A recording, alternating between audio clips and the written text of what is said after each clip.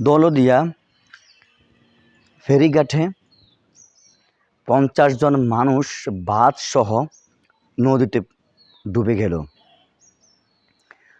এগুলো কি ফেরিঘাটের যারা নিয়ন্ত্রণ করে তাদের দোষ, নাকি যে ড্রাইভার আছে বাস চালক তার দোষ? আসুন এটা বিস্তারিত একটু জানি। যারা জানেন না বিষয়টা তারা জেনে নিন বিষয়টা কি হলো সেখানে। এই ফেরিঘাট বলতে একটা নদী পারাপার হওয়া লাগে। সেখানে মাঝখানে একটা নদী থাকে। নদীর ওপাশে হচ্ছে রাস্তা আর ওপাশে হচ্ছে আরেকটা রাস্তা। তো নদীটা পার হতে যে ফেরিঘাট একটা আছে, এই ফেরিঘাটের উপর বাস, ট্রাক সহ হুন্ডা মোটরসাইকেল থেকে শুরু করে সবগুলো এখানে থাকে। আর ওই ফেরিটা এই পার থেকে ও পারে নিয়ে যায়। তো সেখানে হলো কি, এই যে রাস্তার পাশে ফেরিঘাটে সকালে উঠছে, তো বাসও উঠছে ফেরিঘাটের মধ্যে। এখন যে ফেরিঘাটের যে একটা কিনারা, মানে ফেরি যে একটা ফেরিটা আছে এটার কিনারা, অর্থাৎ বিষয়টা হচ্ছে এই যে এটা হচ্ছে ফেরি আর এই পাশেটা হচ্ছে নদী, একদম কিনারার মধ্যে বাসটা। তো যখন সবাই উঠতেছে, তো একসাথে হওয়ার কারণে নিয়ন্ত্রণ হারিয়ে হঠাৎ করে বাসটা পড়ে যায়। আর ও পড়ে যাওয়ার সাথে সাথে একদম উল্টো হয়ে পড়ে গিয়ে নদীতে ঢুকে যায়।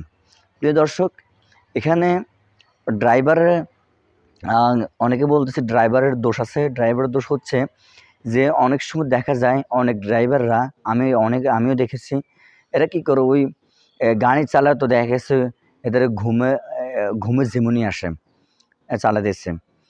তো অনেক সময় আমি একজনকে বললাম যে এরকম একজনকে দেখেছি গায়ের মধ্যে এরকম করতেছে। পরে আমি বললাম, ভাই আপনি যে ঘুমের যেভাবে করতেছেন, আপনি চোখের মধ্যে পানি দেন। না সমস্যা না। আমি কোনো পানি দেন, আপনি তো নিজেও মরবেন, আমাদেরকেও মারবেন। আর তাছাড়া দেখা গেছে আপনার ড্রাইভার মানুষ, আপনারা কি করেন, যখন গাড়ি নিয়ন্ত্রণ হারিয়ে যায় তখন আপনারা কি করেন, জানালাটা খুলে টপ করে লাফ দেন। মাঝখান দিয়ে যাত্রীরা মৃত্যুর সাথে মৃত্যুবরণ করে, মারা যায়, অ্যাক্সিডেন্ট করে, সমস্যা হয়। আপনার তো তো এভাবে বলে স্যার। পরে উনি আবার সবগুলো ঠিক করে নিয়েছে। আমি আবার ফলো করছি কি ঘুম যায় কি না। ঘুম যদি যায় তাহলে সাথে সাথে নেমে যাবো, নেমে গিয়ে অন্য একটা গায়ে ধরবো। আবার অনেক সময় দেখা যায় এরা কি করে, ওই মোবাইলে ফোনে কথা বলে, গাড়ি চালাচ্ছে, তো ফোনে কথা বলে আর গাড়ি চালাতে থাকে, ফোনে কথা বলে গাড়ি চালাতে থাকে। দেখবে একটা মস্তিষ্ক একটা জিনিস আছে, ব্রেন দুই দিকে কাজ করলে অনেক সময় দেখা গেছে সমস্যা হয়। তো একজনকে আমি এটা আবার বললাম যে আপনি গাড়ি যদি আর ফোনে কেন কথা বলেছে, ফোন কথা বলা বন্ধ করে গাড়ি ঠিক মতো চালান। আবার অনেক সময় দেখা যায় সিগারেট খেতেছে, আবার দেখা গেছে মুখ থেকে অনেক সময় গন্ধ বাইর হয়, অনেক ড্রাইভারের বিভিন্ন আজে বাজে অনেক কিছু খায়। তো এটার কারণে দেখা গেছে অনেক দুর্ঘটনা ঘটে যায়। ঠিক আছে? তো আসলে আপনারা গাড়িতে যখন উঠবেন তখন ড্রাইভারকে দেখবেন সে সমস্যা আছে কিনা, কেউ নেশা করে নাকি কোনো কিছু করে, এটা। দ্বিতীয় নম্বর হচ্ছে এই যাকে আমরা এই বিষয়টার নিয়ে আরেকটা কথা বলি, যে ফেরিঘাটের যে বিষয়টা, এই ফেরিঘাটের অনেকে বলে যে লোড, যে যতটুকু লোড নেওয়া দরকার তার সাথে বেশি লোড হয়ে গেছে। তো আমি এটা মনে করি না যে লোড হলে তো তার সবগুলো ডুবে যেত ফেরিঘাট সহ। আর ফেরি এমন একটা সিস্টেম, আপনি যতটুকু প্রয়োজনীয় তার থেকে আরও বেশি নিলে কোনো সমস্যা হয় না। কারণ আমি নিজেও ফেরিঘাটে উঠছি চট্টগ্রাম, যখন পড়াশোনা করছি ওখানে কত ফেরিঘাটে উঠছি, করছি। তো যাই হোক, বিষয়টা হচ্ছে সব কিছু নিজের সচেতনতা থাকতে হবে। আর যে ফেরিঘাটে যে সমস্যাগুলো সেগুলো নিয়ন্ত্রণ করতে হবে। জানি সরকারে নাকি এই 15,000 টাকা করে দিতেছে, 15 থেকে 20,000 টাকা দিচ্ছে যারা মারা গেছে।